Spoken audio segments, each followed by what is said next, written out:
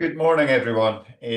I'm here to present the full year results for the year ended 31st May 2025 for Springfield Properties. For those who don't know, this is Sandy and this is Iain. Okay, we set out this year to reduce the debt, and to do that, we had to sell land and make profits, sell land profitably.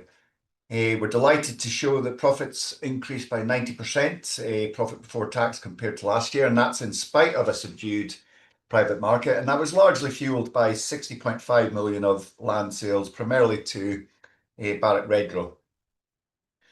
Because of our confidence in our results, we're delighted to announce that we've been able to double the dividend to 2 pence per share. Another big story that we're leading on this year is a new strategic focus. And this new strategy is basically targeting the north of Scotland. Using the money that we raise from the sale of the land, we're going to be investing in the north of Scotland to try and supply houses for the infrastructure works and Freeport's work and renewable work that's going on in the area, more of which will come. We have had advanced discussions with various infrastructure providers about providing housing, and again, we will lead more on that as we go through the presentation. We have a very significant and valuable land bank of some 7,000 plots, 66 with planning permission, and we've significantly more going through the system at this point in time. So on the timeline, Springfield was started by my grandfather in 1956 and run by my grandfather and my father as a market garden right up until I took over in around about 1988. At that point, the farm shop that we had was closed down because a supermarket opened up next door, and overnight nobody came to the shop. So the council zoned the land for housing, and we tried to sell it to another house builder, but that wasn't successful. So we started building houses ourselves instead. Before that first site was finished, I bought another 2 sites, and the business became ongoing from that point. During the early 2000s were boom times for housing, and we expanded the company to about 200 of our staff. In 2006, things were getting really steamy in the house building business. We'd increased our prices 25% one year and then 25% again the next year. Still, we were getting queues outside our show houses when we opened up a new phase. Blocks of flats were selling out in an hour. Folk were getting 125% mortgages, and we thought that situation couldn't go on. So we sold 1/3 of our land bank at that point, again to Barratt's, and got into a cash positive situation round about the start of the downturn. So that proved to be a very wise decision, and we survived throughout the downturn. We'd signed a contract for 400 affordable houses with the local council, and that kept our workforce intact during that time as well.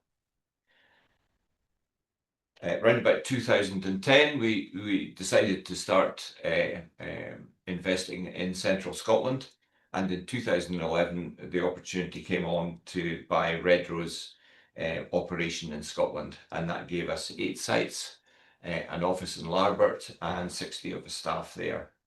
That proved successful, and as the sites finished, we were able to replace them with others.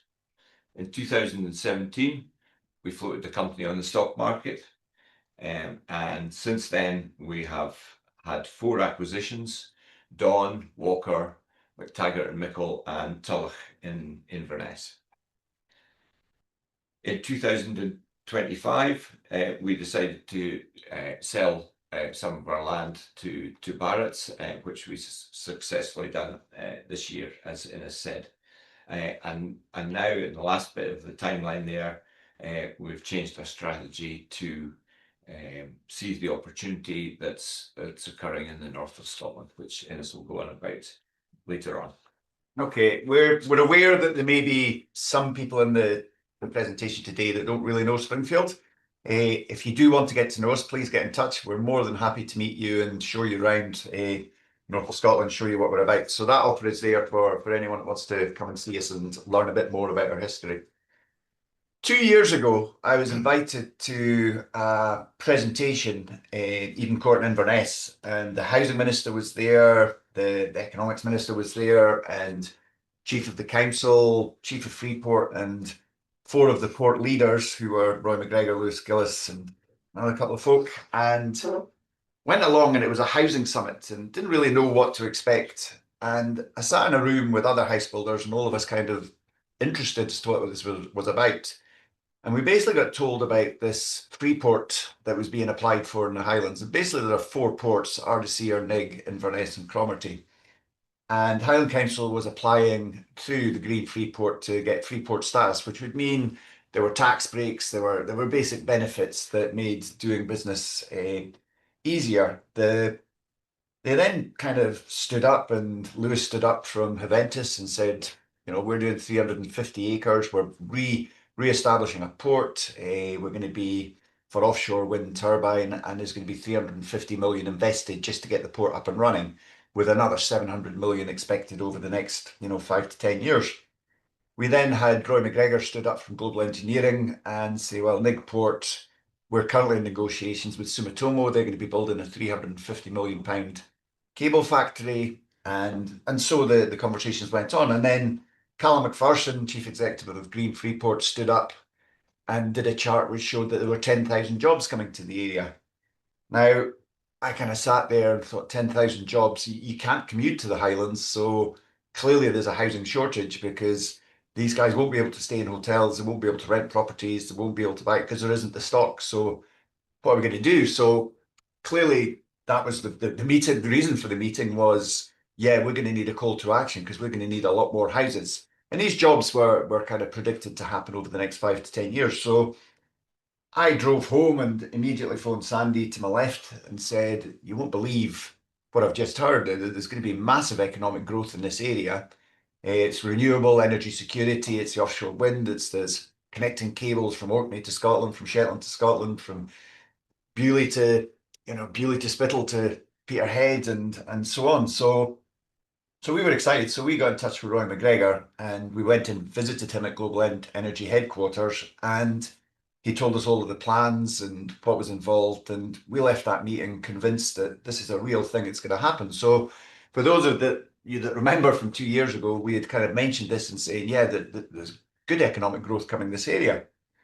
So then kind of wind forward a year, and we'd been renting our office downstairs to Balfour Beatty, who were working on the Peterhead to Beauly line. We didn't really know much about it. And they basically get in touch and say, look, can you help us out? We've got this contract coming from SSEN, and it's to basically upgrade the power between Peterhead and Beauly, and we're going to need 800 workers, and we need to house them.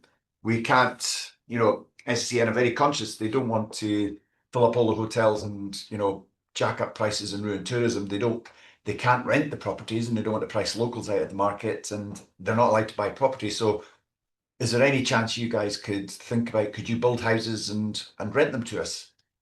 And we went, wow, that's really interesting. What's the project? And so it kind of briefly told us. And then we kind of thought about this for a couple of weeks, and then we got another phone call.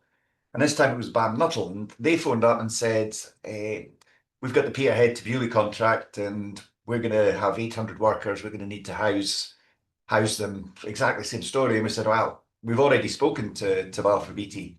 And he says, no, Balfour Beatty are doing the pylons. We're doing the substations. So immediately we're thinking, 1,600 people, whoa.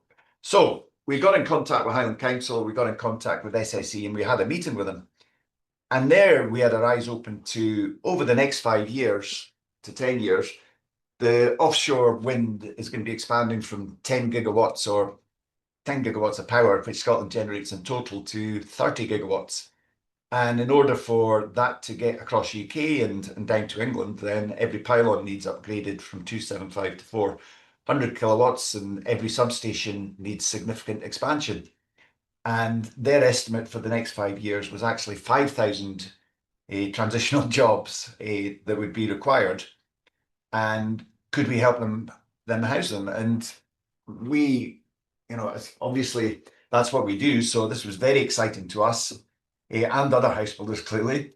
And we then started to formulate a plan of, well, we could sell the houses to a third party. Maybe we could retain some shares in that third party. And, these would be rented. And then these houses at the end of the 5 years would be available for the Freeport jobs. Remember the Freeport jobs that are happening over 3 to 5 years. And a kind of plan was forming. So in the last year, we have identified sites. We've identified we've discussed how we would lease them, how it would work, and the infrastructure providers we're speaking to are proposing that as part of the help to make sure that this can happen, they will effectively pay some of the rentals in advance, which effectively funds a large chunk of the project. So it means that the finance required externally is significantly less. So bearing that in mind and looking at the rental streams, we're actually looking at the properties now, and with the sale of the land to Barrett's, we're in a much stronger financial position. We now believe we can retain all of these houses and set up a separate company, be it an LP or whatever, and basically rent out for a 4 or 5 year period. This will then, what will basically happen is that we will then agree to sell some of these houses back to Highland Council at discount, and that will be built into the rental prices. So the infrastructure providers will be leaving behind a legacy for the community and housing. It will mean that it's not impacting on the hotels, not impacting on the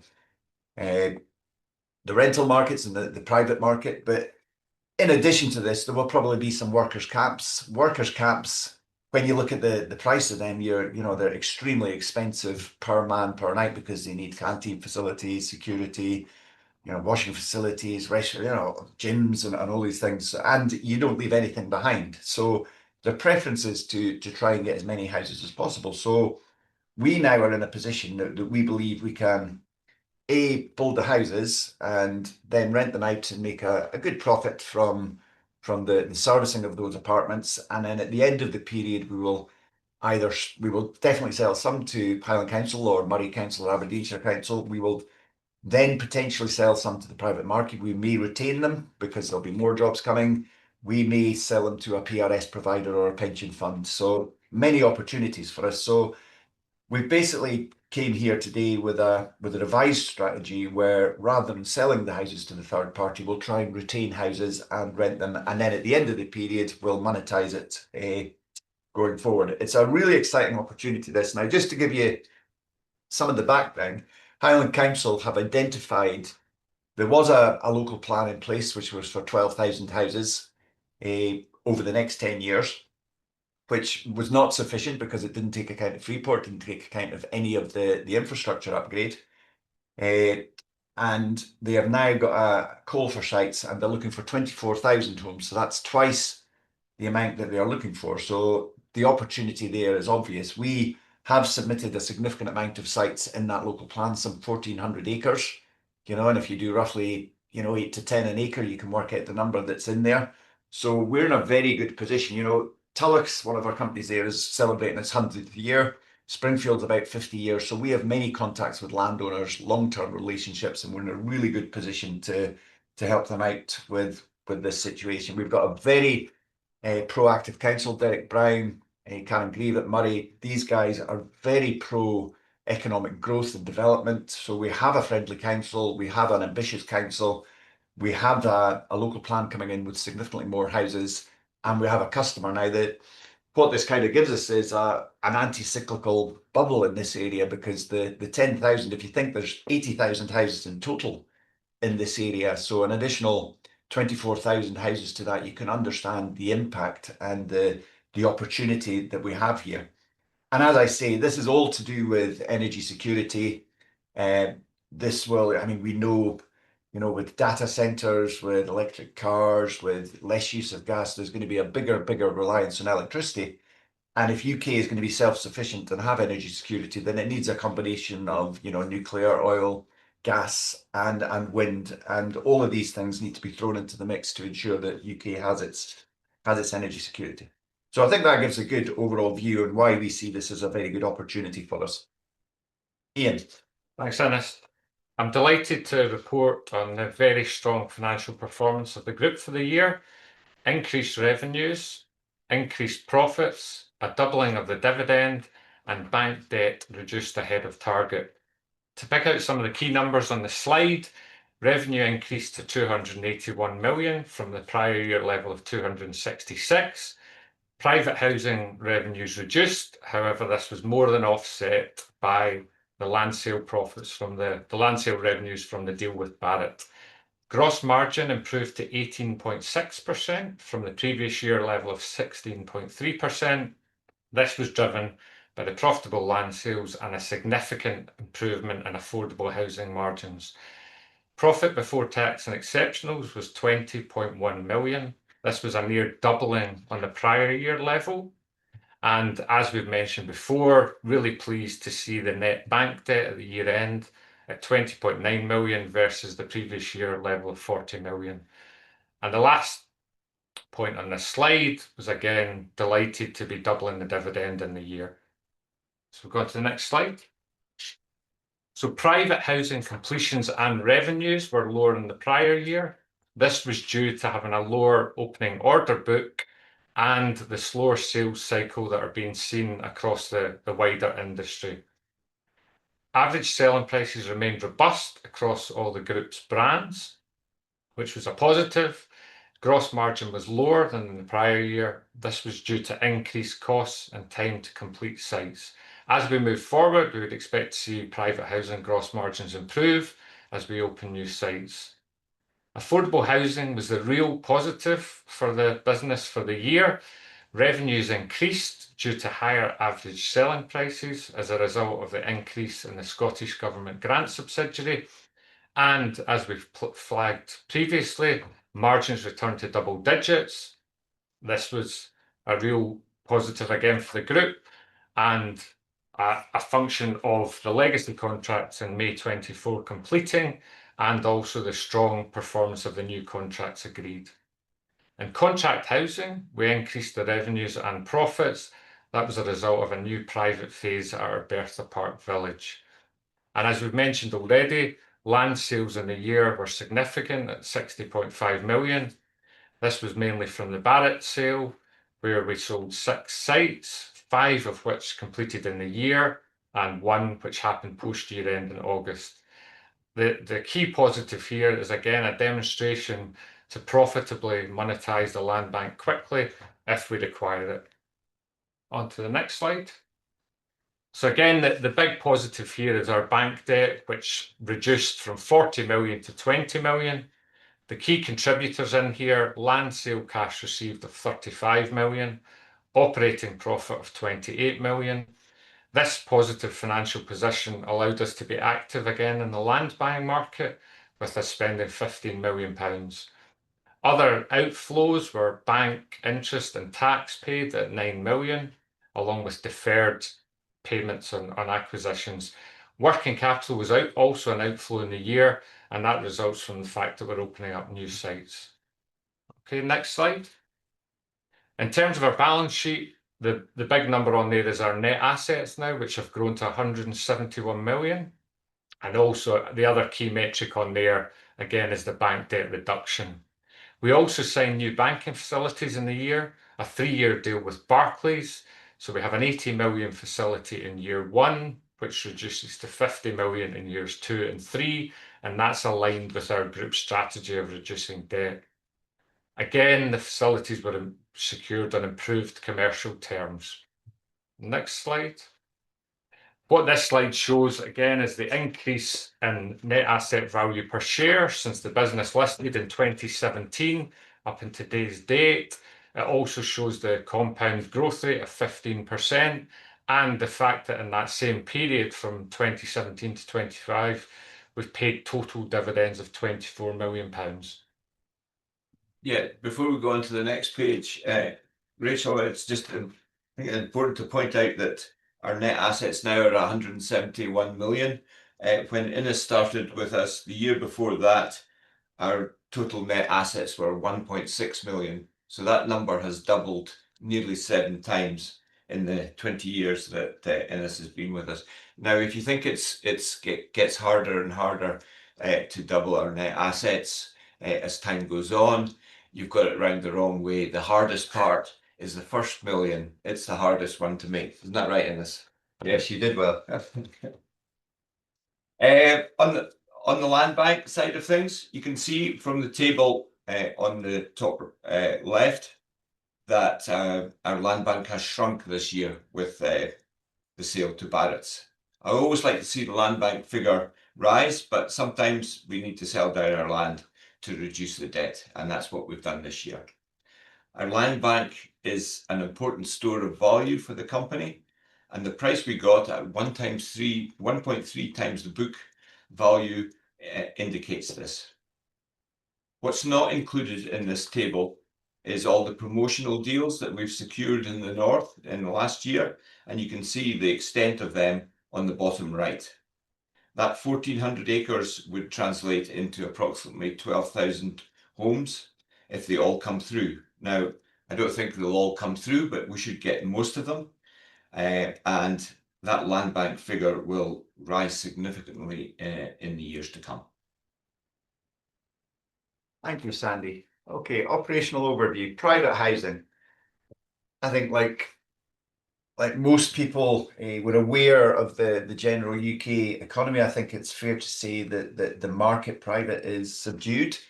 There isn't really consumer confidence, but there is reason for hope, and there are signs. We have governments both in Scotland and in England very pro-housing and increasing supply and recognising the housing shortages. There is very much, interest rates for the first time 5-year fixed below 4%. But there are a number of sort of clouds on that silver lining that, we've got a budget coming in November, and I think people are cautious. People in UK are saving more money than they ever have, which probably indicates caution for the future. So I think the fundamentals are there, but we're still waiting for that sort of boost in consumer confidence. With affordable housing, slightly different position. We see some pictures there where I pretend to be a workman next to John Swinney and next to Mary McCallan. I look like her granddad. I must be getting old. So anyway, she's the new housing minister, and really important, she came out to see us on our site in Perth, and very coming from a commercial background, commercial law, very proactive. And in her first sort of statement to Parliament, she announced two really important things. One was 4.9 billion being made available for the next 4 years for affordable housing. Currently, it's about 750 million a year, so you can work out that increase. It's substantial. And also, she announced an exemption for the build to rent market from rent increases or rent caps. And that gives the opportunity for the likes of Phoenix Legal and General, Octopus, all of the pension funds to invest in the build to rent market in Scotland. So all of that will help. We have a housing emergency in Scotland. The solution for that clearly is build more houses. And we have a Scottish election next year, and I think we have a listening government, but while they try and do as many good things as they can in the next year to try and win our votes. So yes, I think again, affordable housing, much stronger outlook for that going forward. The next slide really repeats a lot of what I've said. Comment there, little scissors, Reeves to cut financial red tape to boost home ownership. Okay, we'll wait and see on that. I think on the important things to take from this slide are down the bottom there, that in Scotland we have a 5.6 salary to house price ratio compared to 8.6 in England. So I wouldn't say it's great for England, but it does mean that in Scotland there is some scope for growth there. And then when we look at the chart on the right, we can see that mortgage payments as a percentage of take-home pay, it's lowest in Scotland. So again, there's opportunity there. We would expect in the Highlands and Moray, where we're focusing and where we're going to be investing, that with the new jobs coming, they're higher skilled jobs, higher tech jobs, and we would expect some wages inflation also just with the supply and demand of labour. So that should lead to house price inflation, and there is scope to do that. We had a meeting last week with one of the mortgage guys from the bank, and our understanding is that there are proposals to relax some of the mortgage criteria, lending criteria that is there just now. So where 4.5, I think only 15% of their book are allowed to be 4.5, that figure is due to change and change upwards. And also the affordability criteria, where you take the standard variable rate and add on 1%, as a stress test, is also going to be relaxed. So hopefully that means more availability and more opportunity for first-time buyers to come back to the market. Moving on to the next slide, which is our commitment to environment and people. We are, just by building houses in the north of Scotland and helping supply the workforce for the renewable and energy security industry, we are doing our bit, certainly, for the environment and the electrification of UK. We recognise that one of the key factors in this will be the people. So we've taken on 25 apprentices this year. We expect that figure to grow again next year. We need to keep training people. We are working alongside University of Highlands, NHBC, CITB to try and get some sort of training hub, so that, because it's not just us that are going to need people, it's also going to be the infrastructure companies, the Freeport. So yeah, we already build all of our houses 100% timber kit off-site manufacture. We build panels and we assemble them on site. We don't ship boxes to site. We ship panels, which we then join up together. So we do off-site manufacture. Our product is incredibly efficient for energy-wise. And yeah, there's some nice pictures there of children and electric cars. Okay, conclusion, Sandy. So, to sum up, it's been a tough year for the house building industry throughout the country. Private sales are down due to higher mortgage rates. In the affordable sector, funding has been squeezed, and our build-to-let landlords are being hit by continuing government battles. Despite all these headwinds, we've delivered on our two main aims of getting our debt down and delivering a decent profit. On our debt levels, I'm satisfied that we're now at an acceptable level. This has been endorsed by our board, who are prepared to double the dividend, and by our new bankers, Barclays. Turning to the next year and the years ahead, it's been 46 years since I started in business, and in that time I've seen many opportunities. Some of them have been massive, and we've gone for them. This opportunity in the north of Scotland is by far the best one that I've seen. It's within our circle of competence, and it's in our main geographical area, and we're going to go for it big time. The next few years ahead will be very good years for Springfield. So I'm going to start with a big one, Innes, and it might take you a bit of time to go through it all. Prospects for the north of Scotland sound exciting.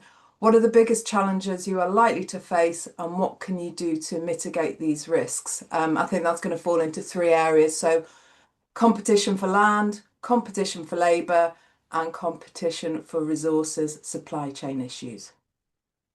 Yeah, so the competition for land, of the 24,000 plots that Highland Council is looking for, there's been a call for sites, and I think 25,000 have been submitted.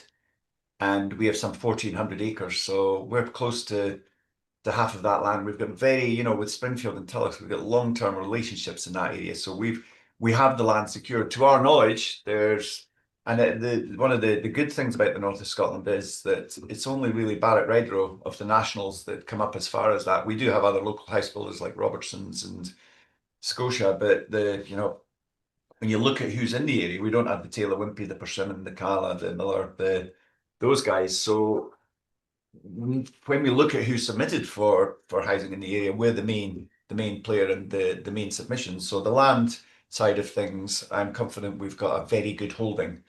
But with the number of houses we're looking at, there's plenty for everyone to go around. So it's not really a massive area. The labour, without a doubt, you cannot commute to the Highlands. This is the thing. You can't commute from Aberdeen. It's 2.5 hours away, and when you go down the A9, that's down to Perth. That's 2 hours away. So it's not possible to kind of commute. So people are going to have to come to the area. Now, we have had a long history. If you look at our employee numbers at Springfield compared to every other house builder and number of houses built, you'll see that our employees are significantly higher. That's because we tend to employ our own employees. We don't do the subcontractor route up north, or we do for specialist sort of trades, but generally speaking, we have plumbers, we have scafters, we have brickies, we get joiners, we get painters, we get tapers. All of these guys are on the books, and we've had a very strong apprenticeship record over the time. But it will be difficult, and that's why we're getting involved with, I think it's called training the Highland workforce. So there is a group that's been set up to try and to get more QSs through, to get more architects, to get more engineers, to get more. There's a company just recently was announced on Monday. They're going to be doing plant training at Disused Quarry.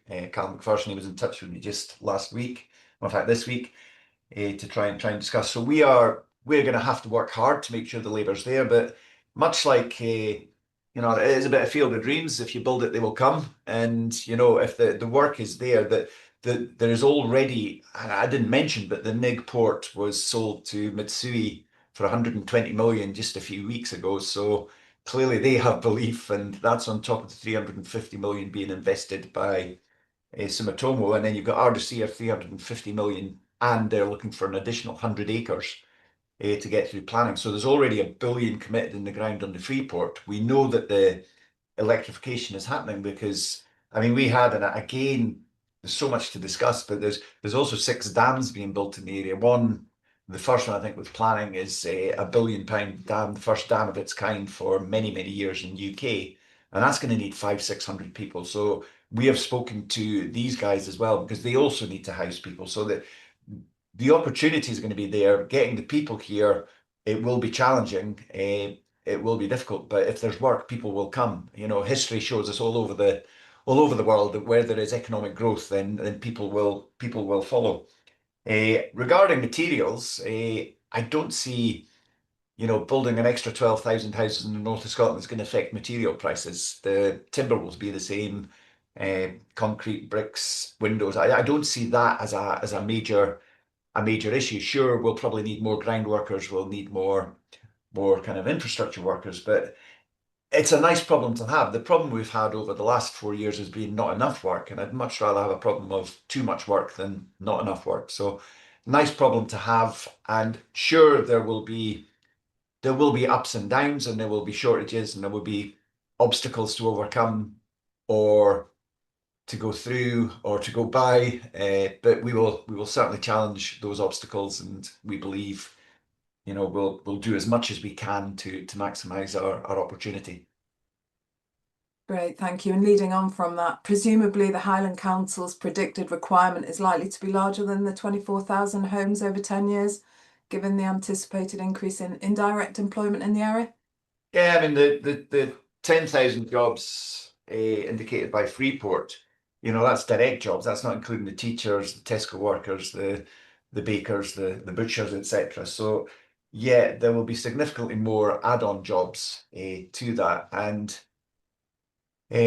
when you see the HIE report, there's an HIE report where they commissioned a review, and over the next 40 years, they have estimates of 100 billion investment and 17,000 jobs. But even if half of that's achieved, those will be fantastic figures.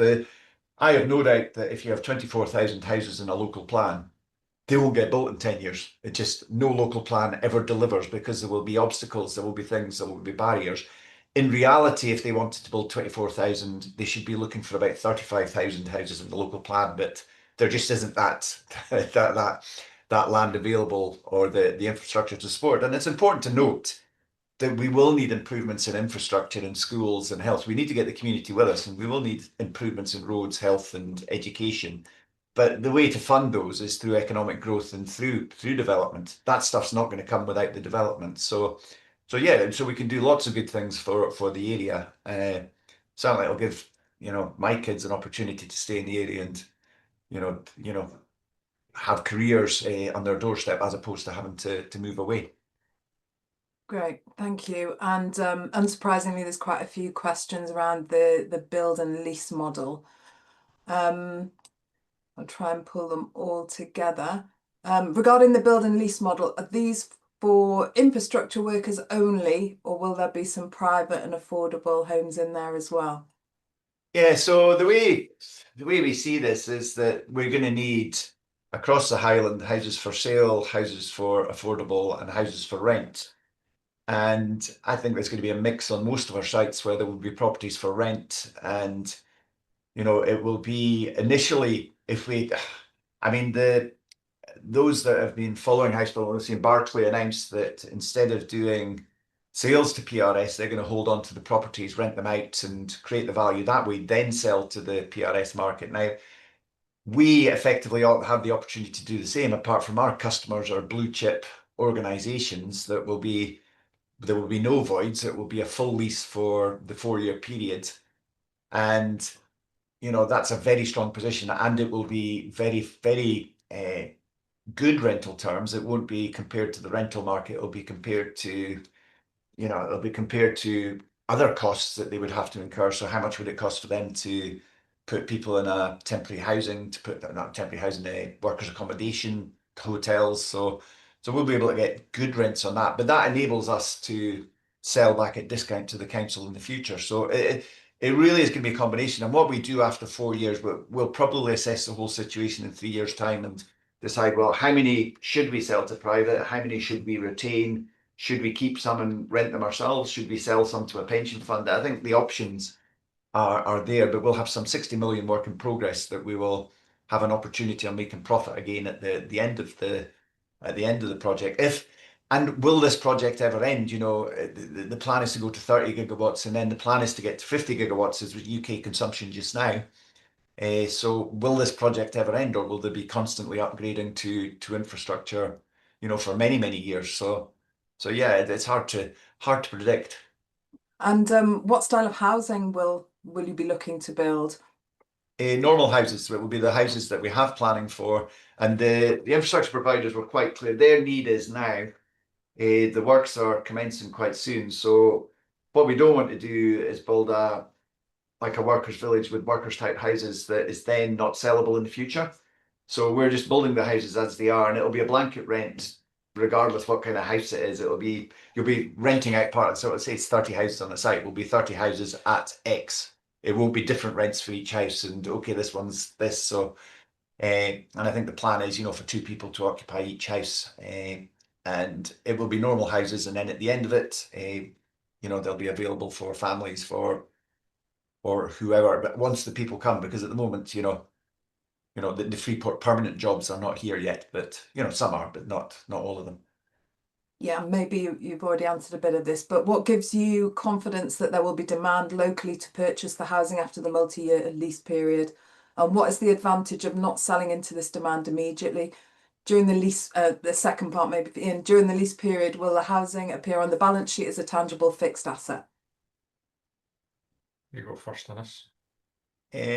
Yeah, the confidence is the Freeport jobs. The Freeport jobs are permanent jobs across the 4 ports: Neg, Ardisia, Cromarty, and Inverness, and there's significant investment over, I think 3 billion is expected to be invested there. That is going to be a hub for, you know, assembling and manufacturing the offshore wind. I mean, these offshore wind, I mean, these things are 250, 300 meter span, and they're basically on top of oil rig platforms. These things are just massive. You would not believe the scale of them when you actually see them. So they will be permanent jobs, and they will be coming over the next 3 to 5 years, and those are the jobs that would be going to these houses. But we will assess the opportunities when we get there, and we will, you know, just on Monday we'd various discussions, and you know, we'd another site was added. Oh, we might actually look at this site now, and so it really is changing. The difficulty is getting contracts signed. These are big players, and they have lots of boardrooms, and they have lots of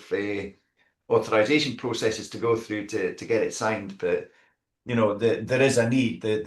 You know, if you take SSEN, it's 20 billion is what they're forecasting to spend in the north of Scotland. I think it's 30 billion across Scotland, which is kind of HS2 numbers now. You know, how long will the project last? Will it be 4 years? Will it be extended? Will it last longer? Well, if it does, then we'll happily rent out for longer. So yeah, lots of good opportunities, and the exact how we treat it on it will be. I mean, Iain, do you want to do the exact? Yeah. So yes is the answer. The properties will be on the balance sheet as an asset until we get to the end, and as Innes says, we decide what we're doing with. But whether it's stock or fixed assets is, Yeah. you know, we've got accounting. Yeah, absolutely. But there'll be various other things to look numbers. at. Right, thank you. And just leading on from that, the proposed housing has dual purpose, first for the workers building the infrastructure and then to families. Is it correct to assume the housing would be built for families in towns near shops and schools rather than near sites and suitable for a workforce consisting mainly of single men?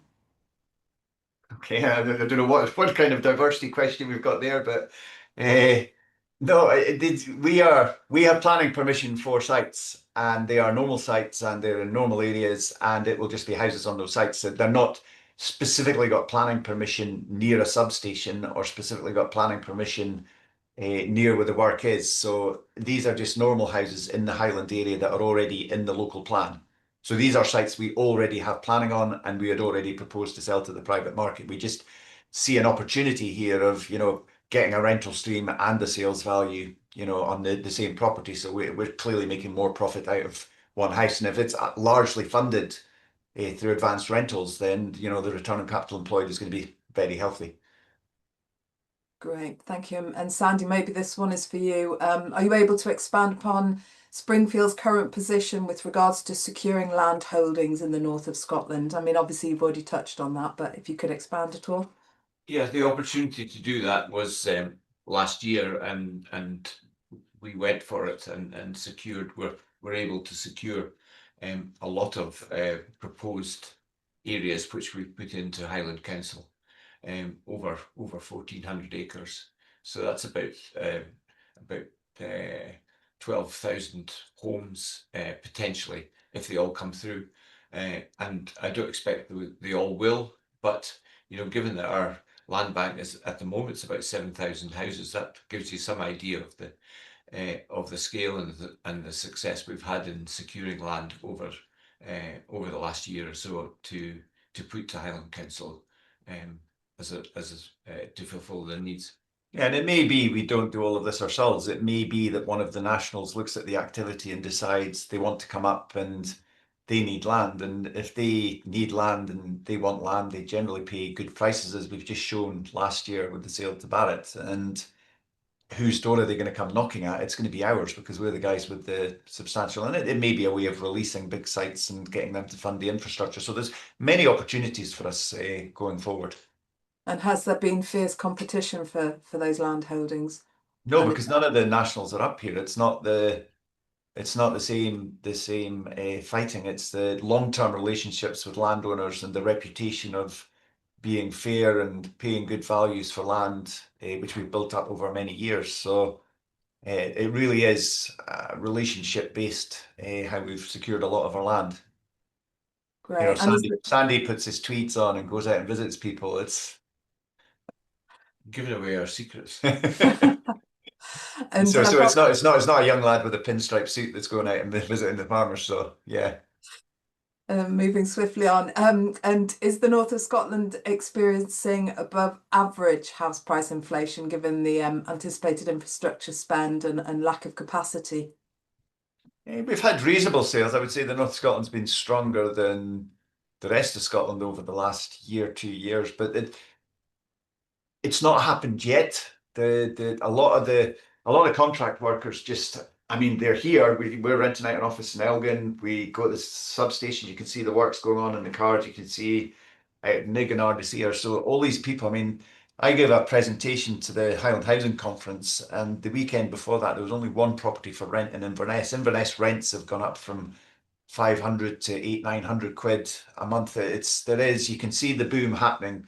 Hotel, if you're staying in a travel lodge in Elgin, I think it's 200 quid a night now, so that you're seeing it more in the hotels and the rental side than through house price inflation yet. But that's clearly when people decide they're settling, that will come afterwards. We're very used to this because we had the RAF bases in the north of Scotland, and we're very used to people coming up, renting for a while, and then buying, and before you know it, their parents have moved up here, and it's a lovely place to live, and it's it's a good place to settle. And Sandy, obviously at the start of the presentation, you ran through the history of Springfield, and it's led to the question, what is Springfield's appetite for acquisitions going forward, especially with regards to the north of Scotland? Any appetite? Well, we're not looking at anything at the moment, and we've done that in the past, and it was a good way to acquire land. But we don't really need to do that in the north of Scotland because of the option agreements that we've secured. So we're not really looking at that way of expansion at the moment. Great, thank you. What is Springfield's approach to net bank debt and capital allocation going forward, and dividend policy? And a follow-on question from that: given the capital required for the building programme, why is the dividend forecast to rise rather than retaining scarce capital for additional homes? Okay, so if you look at analyst forecasts, where you've obviously got a paper out that explains it quite well, we have I think we've said now we changed we were going to be at net debt of 0 at the end of 28, but we've now put that to 20 million so that we can fund some working capital, because we will only get the front funding of the rentals on this once we hand over the house. So there is working capital needs funded. We think with 277 million of assets, 20 million debt is very lowly geared. The dividend, we believe that it's a balancing act between cash is not the resource that we're going to be short of. We'll have plenty room within our facilities to fund the growth, and we believe in sharing out profits with the owners. We think that's a very important thing for people that buy shares in Springfield, that they get a return on their money and they get an annual return. An annual income. So it's all a balancing act. So we don't see debt as anywhere near the sort of issue it was 2-3 years ago. Okay, thank you. And another question. This looks like a very exciting opportunity. How mature is your thinking on this new business model? Have you looked at the ROCE you will receive on what you're investing in this new opportunity? How much of this may be in the residual value? Okay, ROCEs and net debt to EBITDAs, those are all metrics that you guys can explain to people. We see a very profitable opportunity in something that's funded, work in progress. It's getting funded by the infrastructure providers, and then we're getting rent. So effectively, we're getting a return for no capital, and then we're selling it at the end, and we'll get house price inflation. So we look at things really simple. We used to have metrics for our group directors where they were getting bonuses based on the ROCE and the net debt to EBITDA, and they didn't have a clue what targets they were working towards. So we tend to keep things simple. How many houses are we trying to build? What gross margin are we trying to get? And what debt figure do we want? So we keep things simple, but James Tetley from you guys will certainly explain those answers in detail. And what kind of time frame should we expect to start hearing about some potential signings? I genuinely think they are late already. I think they need the houses 6 months ago. In order to, it's not just, you can't just press a button and suddenly you've got a house in 3 months' time. So if they're looking a year ahead, then they're already potentially behind. So I can see us having a big push.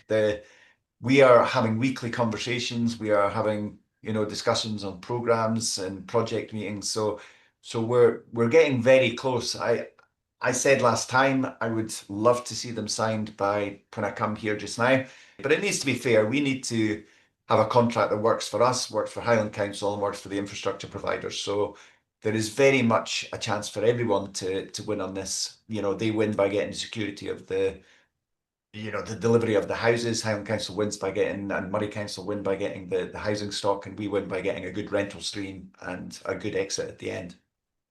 And moving away from the build and lease, a bit more general. How much of the proposed 20 billion spend on upgrading the network is actually committed? I don't know. There's 20 billion is what they've announced. How much of that is for housing? How much of that is for, there's 3,000 pylons to be replaced between Peterhead and Bewley. That's 3,000, You can't do half of them, because then the new electricity only goes halfway. So, they've got to do the whole lot.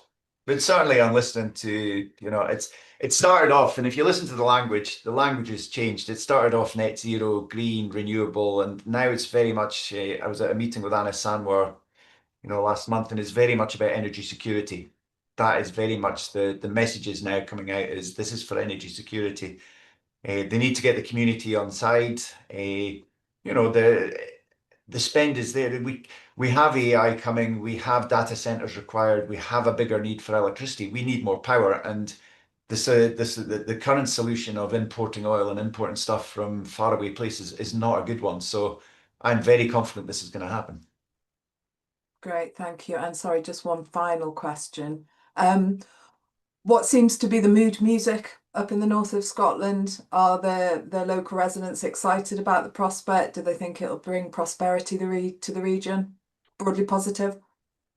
I think, I don't know, I think there is a reasonable expectation amongst the local people that there should be some payback for all of this infrastructure going in. And the phrases, the English are stealing our wind, they've done it with our oil. All of those are the normal phrases you would expect. But I think that all of these providers recognize that they need to get the community on side, and whether it's leaving sports facilities behind, whether it's leaving housing behind, whether it's contributing to local causes, there is a lot of that community funds getting set up now to win the hearts and minds. Well, thank you very much. Thank you for your time. Thank you for your response to the questions, and a very exciting period for you going forward. And we look forward to hearing from you again at your results in February. Yes, thank you everyone for Thank you. attending. Thanks, Rachel. Thank you.